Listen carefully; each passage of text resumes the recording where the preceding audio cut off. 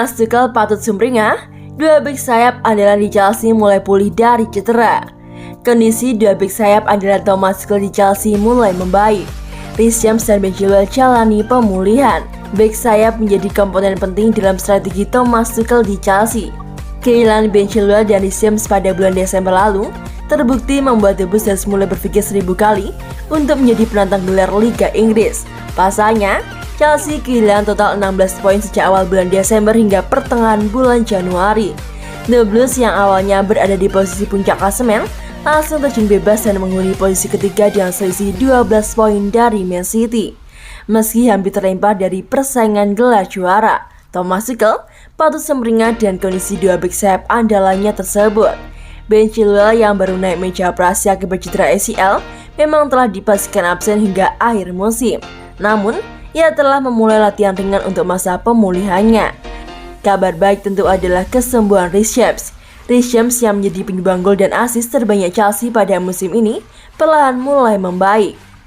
Kami memiliki perakiraan waktu, tetapi kami tidak akan mengumumkannya kepada publik karena kami hanya akan ditanya tentang jangka waktunya, kata Thomas Tuchel seperti dikutip dari press conference di situs resmi Chelsea. Kabar baiknya dia kembali ke lapangan, tetapi dia masih berlatih sendiri dan masih belum menjadi bagian squad untuk hari Minggu, pungkas Thomas Tuchel. Kembalinya Reece James dalam waktu dekat ini akan menjadi suntikan tenaga Chelsea di tengah krisis yang melanda. Sepeninggal Reece James, setidaknya sudah ada beberapa nama yang haruslah digeser dari posisi aslinya. Thomas Tuchel sempat mengeluh tak punya bek sayap usai kehilangan Reece James di laga melawan Brighton pada penghujung tahun 2021 lalu. Pemain jebolan Akademi Chelsea itu harus ditarik cepat di babak pertama usai dilanggar oleh Tariq Lamptey. Walhasil, dua bek sayap andalan Chelsea di sisi kanan dan kiri sama-sama harus menepi. Selain Reece James, bek tengah Andre Christensen juga harus ditarik dikarenakan cedera. Reece James mengalami cedera hamstring dan Christensen dengan cedera punggungnya, ungkap Thomas Tuchel. Sementara Christian Pulisic yang dipost sebagai bek sayap di laga ini juga mengalami masalah pada menit-menit akhir laga. Kehilangan bek sayap andalan tersebut membuat Thomas Tuchel mengaku tak punya opsi lain lagi. Kami harus kembali menyortir pemain yang siap untuk laga melawan Liverpool. Kami tak punya bek sayap lagi. Semua pemain cedera, para pemain baru kembali dari kondisi Covid, dan kami harus bermain, pungkas Thomas Tuchel. Dengan hilangnya Reece James, Ben Chilwell, dan Pulisic, praktis Chelsea hanya punya dua sayap tersisa yakni Marcos Alonso dan Cesar Azpilicueta. Cederanya Ben Chilwell dan Reece James tak ditutup dengan pembelian pemain anyar di bursa transfer musim dingin. Chelsea justru lebih pasif dan tak ada satupun pemain yang didatangkan hingga berita ini ditulis.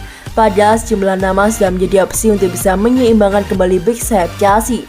Beberapa opsi seperti Nicolas Tagliafico, Sergio Dest, hingga Lucas Digne telah mencuat sejak awal Januari. Lucas Digne yang punya potensi untuk direkrut pun tak diambil oleh Chelsea hingga harus keduluan Aston Villa.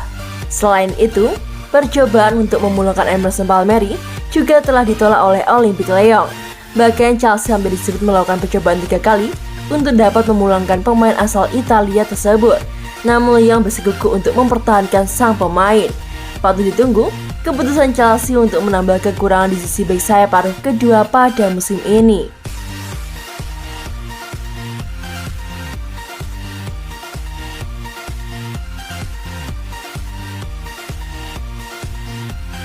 Masalah Romelu Lukaku di Chelsea tak cocok dengan winger. Chelsea sempat diacungi jempol ketika berhasil merekrut Lukaku musim panas lalu. Sayangnya, sekarang pembelian itu tampak sebagai kegagalan. Lukaku didatangkan untuk menyempurnakan skuad Thomas Tuchel.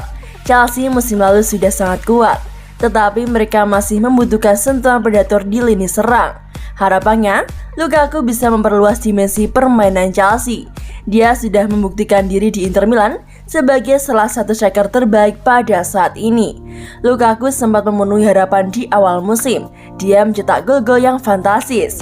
Sayangnya, kini performa Lukaku merosot drastis. Secara keseluruhan, performa Lukaku dapat dianggap belum memenuhi ekspektasi. Dia sudah diberi banyak kesempatan, tetapi balasannya cenderung mengecewakan. Thomas Tuchel sudah mencoba mengutak-atik formasi Chelsea demi Lukaku.